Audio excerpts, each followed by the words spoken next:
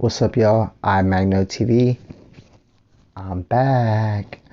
The fight I want to talk about is Shakur Stevenson versus Robson Conceicao, which is supposedly set up for September 23rd in Newark, New Jersey.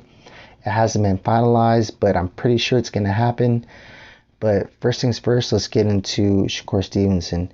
He's been looking dominant, spectacular, nearly unstoppable in a lot of people's eyes, and I don't really disagree with that.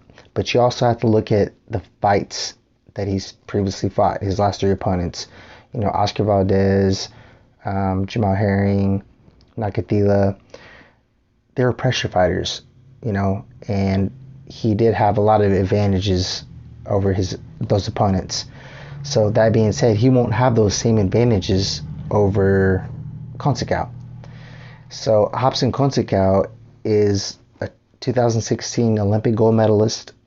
He has, here, let me look it up for you guys. He had 405 wins and 15 losses in the amateurs. That's like big time. That's like a lot of experience. That's a big amateur pedigree, not including the gold medal that he won in the 2016 Olympics. Now, for Shakur Stevenson, his record was 104 amateur fights with 13 losses, and he did not win the gold medal. But still, that can't really say too much about that because Robbie Ramirez, won a close fight. It was a split decision, but it could have went either way. Regardless, he did not win the gold medal in the Olympics.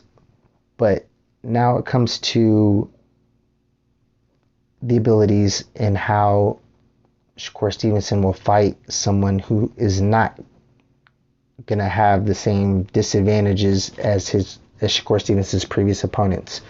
So yeah, a lot of these content creators are listing Shakur Stevenson at 5'7". He's not 5'7". He's not 5'7". He's like 5'8", easy. And they're even listing, all these content creators are listing Robson Conceicao at 5'7". No, he's 5'10", legit 5'10". He had a 5-inch height advantage and reach advantage over Oscar Valdez. So he's a big dude for 130. He's a big dude, and he's a great boxer. So regardless, he's going to have a 2-inch height advantage and I believe a 2-inch reach advantage over Shakur Stevenson. But how this plays out is going to be like, why are they making this fight? Do they see something, maybe the age, because Conceicao is 33 years old and Shakur Stevenson is 24 years old, so maybe they're using that to maybe think that, hey, Robson Conceicao's a little older and this is the time for Shakur to take him out. And we don't know what Robson Conceicao is going through right now, if he's been training or whatever. He's been kind of inactive. So, well, he fought recently, but you know what I mean. For the most part, we don't know why this fight is taking place because it seems very dangerous for Shakur Stevenson, in my opinion.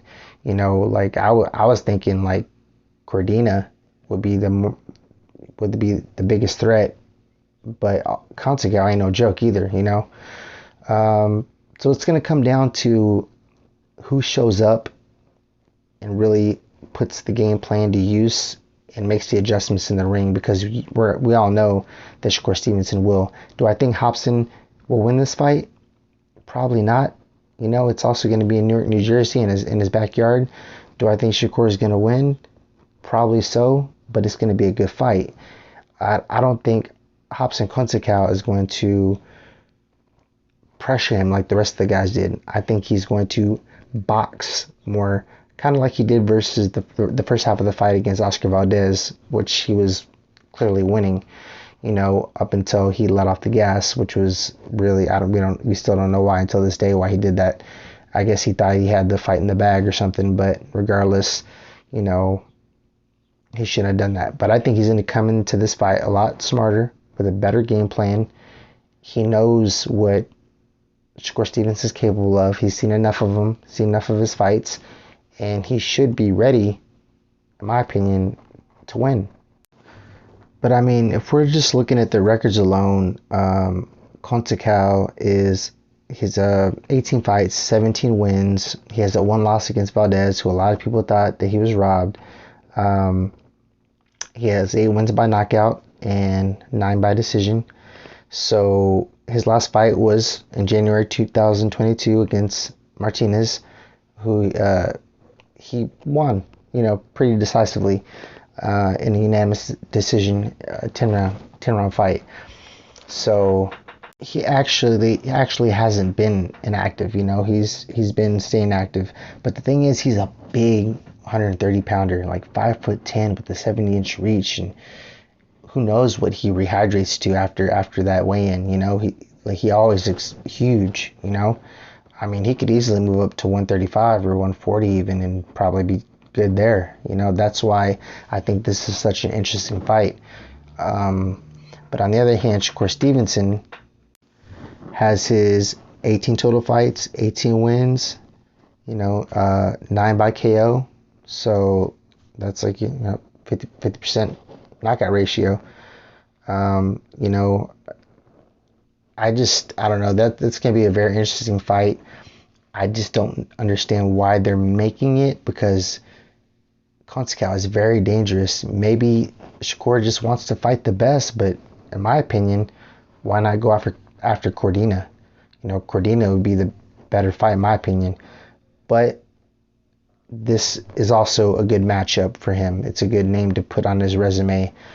If he does in fact dominate or even beat or stop Conceicao, which I highly doubt he'll stop him, because Conceicao been in there with some pretty heavy hitters and been hit pretty hard. And yeah, I don't know. That's going to be a really good fight. Basically, what I want to do is get a discussion in the comments below.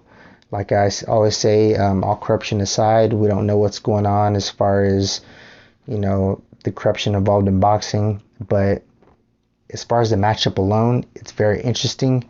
So I would like to get everybody's comments and opinions on who y'all think will win this fight if it does in fact happen and get finalized. Shakur Stevenson versus Robson Conceicao of Brazil. Because like I said, on paper, it's really close. So yeah, click like, subscribe, comment below. I'll get to all your comments. Thank you to everybody who's subscribed. I'm almost to 1,000 subscribers. I really appreciate it. Thanks to everybody who's stuck with me, stuff like that. But yeah, peace. I'm Magno TV. Don't forget to like and subscribe. I'm Magno TV. Click like and subscribe.